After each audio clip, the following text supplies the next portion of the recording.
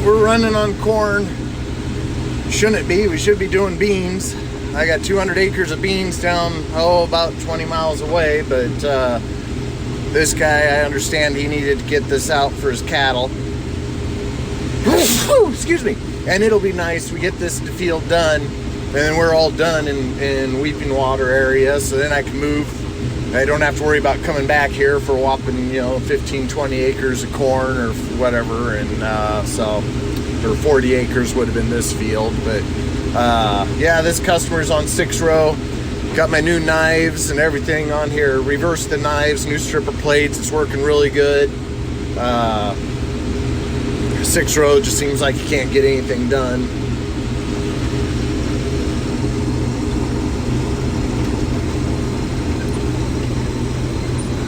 It's yielding good. This is rink corn, and gosh, it's been doing well over 200, and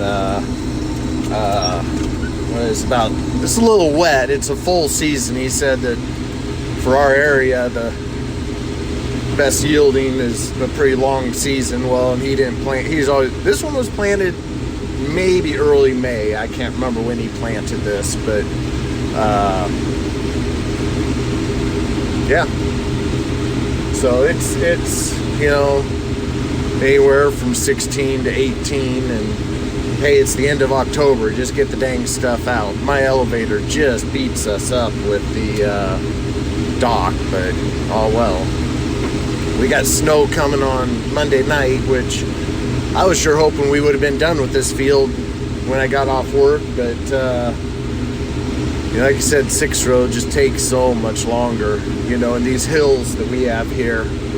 I'm just trying to get this flat knocked out because my dad's going to get his truck.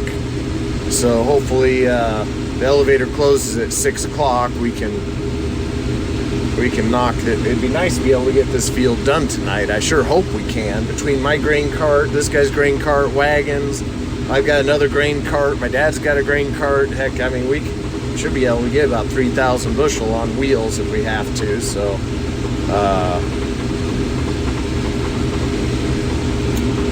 yeah, machine's been holding together great. There's a little knock in the feeder house once in a while now on corn. I found that I had a bolt on the feeder house chain that had come off the tightener, and so put that on, tightened, reset it last night. It was late, it was at night. I don't know, it seems to be running pretty good here, but I'll check it again this afternoon. It only does it once in a while. Something must get in there, and just you hear it, and then it leaves. So a piece of corn or something gets in there, and especially if you're leaning to the right. So windows need to be cleaned, but hey, we're not going to stop to do that. Oh, full already, or full enough. I can't make another round.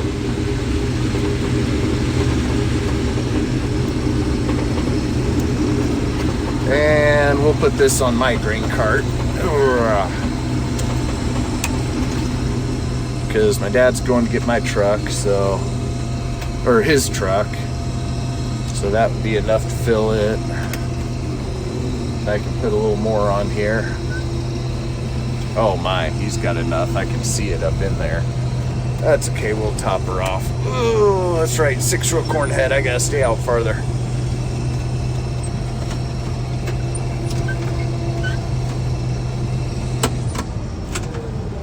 Idle down, flip the switch, hit the switch, hit the throttle, get lined up. I mean, we're only 3 miles from the local elevator. My dad will load up his truck. Hopefully DOT don't catch them, which they won't. They don't ever come around here. I shouldn't say that. Neighbor up here had a little single axle truck, and they had that sucker plumb full, and yeah, DOT was just sitting there watching them loaded on the hill and just laughing.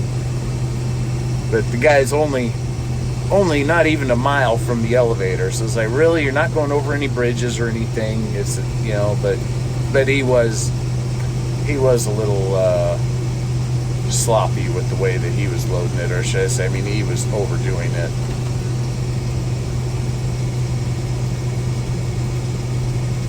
So this grain cart, I put these extensions on.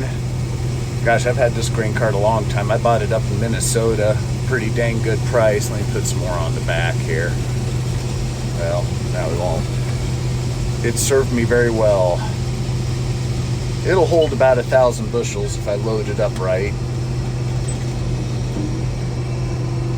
And it's about time to get, shall I say, rebuilt, or I've already had the lower upright auger has been reflighted.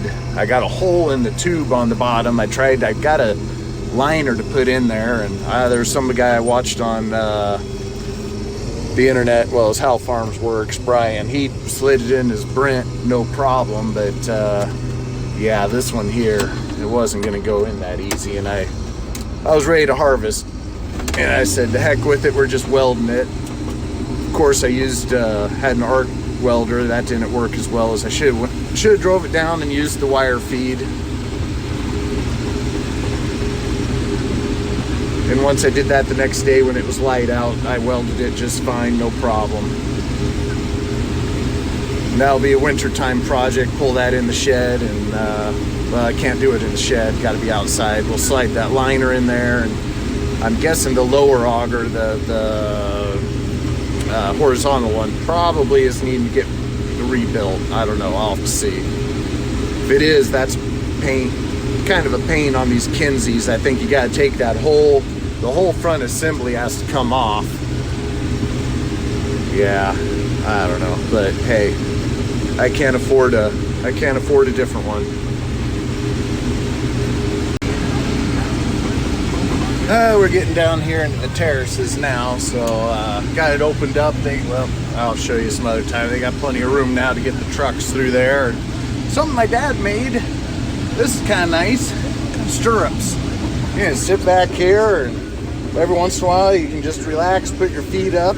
It helps push you back into the seat and keep your back straight. You know, so many times, you know, we're sitting here hunched over looking at the corn head or bean head. You know, this pushes it back, helps straighten your back out and get your legs up just a little bit. And you know, now my dad, he's shorter. Heck, he'll run with his feet all the way out like this up against the windshield. I had too long legs for that, but yeah, like I said, this is kind of nice, and you pull the steering wheel a little bit closer, and so just an idea for you.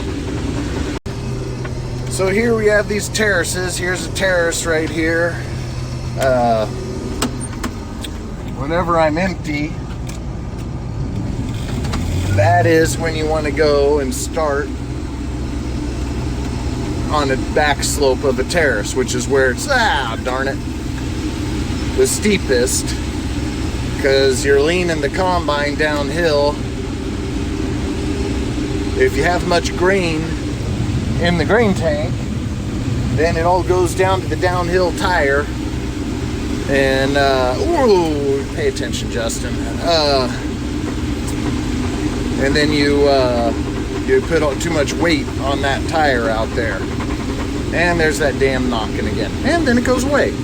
There's got to be something that's getting in that feeder house, corn stalk or something once in a while. So yeah, you always start with the back slope, and then you keep the weight, you know, you have the weight off of your tires. And